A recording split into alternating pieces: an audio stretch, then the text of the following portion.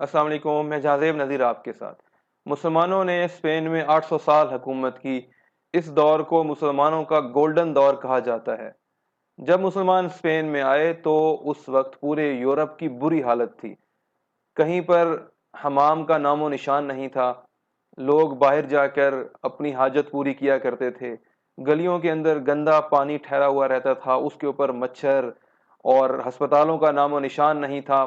بہت بڑی بڑی بیماریوں کا علاج بھی لوگ تعویذ، گنڈے اور عملیات اور جادو ٹونے سے کیا کرتے تھے۔ کوئی ڈاکٹر نہیں تھا، کوئی ہاسپٹل وہاں پر نہیں تھا، سیوریج کا کوئی نظام نہیں تھا، لائٹس کا کوئی نظام نہیں تھا۔ مہینہ مہینہ لوگ نہاتے نہیں تھے۔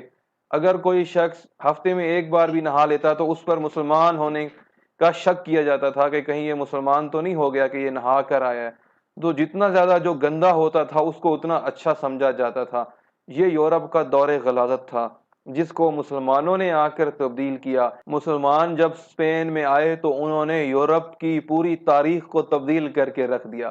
وہ یورپ جو گندگی میں ڈوبا ہوا تھا، عبد الرحمن الداخل جو اسپین کا بادشاہ تھا، اس نے اسپین کی سڑکوں کو پکا کیا، گلیوں کو پکا کیا، چوک چراہوں کو پکا کیا گیا، فوارے نصب کیے گئے، درخت لگائے گئے، باغیچے بنائے گئے، پارکس بنائے گئے، اور پہلی مرتبہ اسٹریٹ لائٹس کا انتظام کیا گیا۔ وہاں پر اس نے کھمبے نصب کیے جس کے اوپر لیمپ لگے ہوتے تھے، اور رات اور روزانہ شام کے وقت ان لیمپس کے اندر تیل ڈالا جاتا تھا اور ان کو جلایا جاتا تھا۔ رات کو وہاں روشنیاں ہوتی تھیں۔ حمام بنائے گئے لوگوں کے لیے، باہر پبلک ٹوائلٹس بنائے گئے، گھروں کے اندر اس نے حماموں کا انتظام کیا۔ سیوریج کا اتنا بہترین اس نے نظام کیا کہ گلی کے اندر ذرہ برابر بھی پانی نہیں ٹھہرتا تھا، بارش کا پانی نہیں ٹھہرتا تھا، اور گھروں کے اندر حمام سے جو پانی نکلتا تھا وہ سیدھا ایک بہت بڑا نالا تھا، اس کے اندر جا کر گرتا تھا۔ اور اس نالے کے اوپر اس نے پکی، اس وقت کی پکی چھت بنائی ہوئی تھی، سلیب ڈال دی تھی۔ وہ نالا بھی نظر نہیں آتا تھا، کہیں گندگی کا نام و نشان نہیں ہوتا تھا، کہیں بدبو کا نام و نشان نہیں ہوتا تھا۔ یہ میونسپلٹی جو ابھی آپ کو نظر آتا ہے، یہ ادارہ، تو یہ اس وقت کا بنا ہوا ہے۔ گند کو اٹھا کر شہر سے بہت دور جا کر ڈمپ کیا جاتا تھا۔ شہر انتہائی خوبصورت، نفیس، لوگوں کے کپڑے نفیس ہو گئے، لوگوں کا معیار زندگی تبدیل ہو گیا، لوگوں نے روزانہ نہانا شروع کر دیا، خوشبو لگانی شروع کر دی، پورا تہذیب و تمدن چینج کر کے رکھ دیا۔ یورپ کے اندر یہ جو چینج آیا، یہ مسلمانوں کی وجہ سے آیا، یہ اسپین کی وجہ سے آیا۔ اسپین کو مسلمانوں نے یورپ کا گڑھ بنا دیا۔ پورے یورپ کا کیپٹل تھا اسپین۔ سارے یورپ سے لوگ اسپین آیا کرتے تھے، مثالیں دی جاتی تھی اسپین کی۔ ایسا مثالی دور تھا۔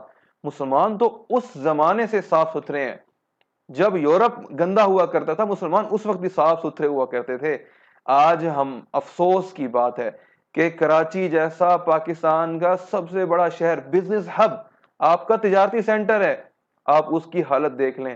ایک بارش نہیں ہوئی کہ یہاں تک پانی ٹھہرا ہوا ہے، گاڑیاں اندر ڈوب رہی ہیں، جگہ جگہ گندگی پڑی ہوئی ہے، جگہ جگہ اوجھڑی پڑی ہوئی ہے۔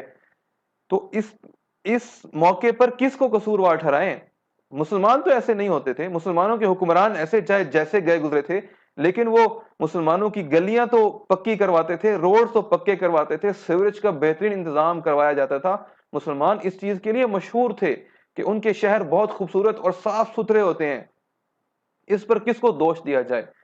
وہ حکمران جو پچھلے 75 سالوں سے ہمارے اوپر حکومت کر رہے ہیں، اپنے محل بناتے جا رہے ہیں، اپنا پاکستان کے ہر شہر میں ان کا محل الگ، اور غیر ممالک میں، بڑے بڑے ممالک میں ان کے محلات الگ، پاکستان میں بینک بیلنس الگ، پاکستان کے علاوہ باہر ممالک میں ان کے بینک بیلنس الگ، ان کے بچے عیاشیاں کرتے ہیں، ان کے نوکر عیاشیاں کرتے ہیں، ان کے گھوڑوں کے لیے باہر سے امپورٹڈ فوڈ آتی ہے، وہ عیاشی کرتے ہیں، اور عوام الناس کا یہ حالت، بدترین حالات ہیں اس وقت جو کراچی کے اندر ہیں، بدترین حالات ہیں۔ ایسی مسلمانوں کی گندگی کی حالت کبھی نہیں تھی۔ تو حکمران ذمہ دار ہے، براہ راست حکمران اس چیز کے ذمہ دار ہے۔ یہ چیزیں حکمرانوں کے کرنے کی ہیں، یہ حکمرانوں نے کرنا تھا۔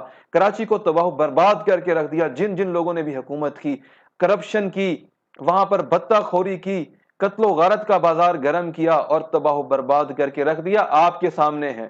پورا کراچی آج ڈوب گیا، پورا کراچی ڈوب گیا۔ افسوس کی بات ہے کہ حکمران شرب سے ڈوب نہیں مرتے، کراچی ڈوبنے کی بجائے اگر حکمران شرم سے ڈوب مرتے تو آج کراچی کی یہ حالت نہ ہوتی، آج پاکستان کے ہر شہر کی یہ حالت نہ ہوتی۔ اللہ تعالیٰ میرے ملک پاکستان کے حال پر رحم فرمائے۔ خدارا حکمرانوں سے اپیل ہے کہ رحم کریں اس ملک کے اوپر، اس ملک کے شہروں کے اوپر رحم کریں، عوام کے اوپر رحم کریں، کرپشن ختم کریں اور پاکستان کو امن و امان کا، صفائی ستھرائی کا گہوارہ بنائیں۔ آمین یا رب العالمین۔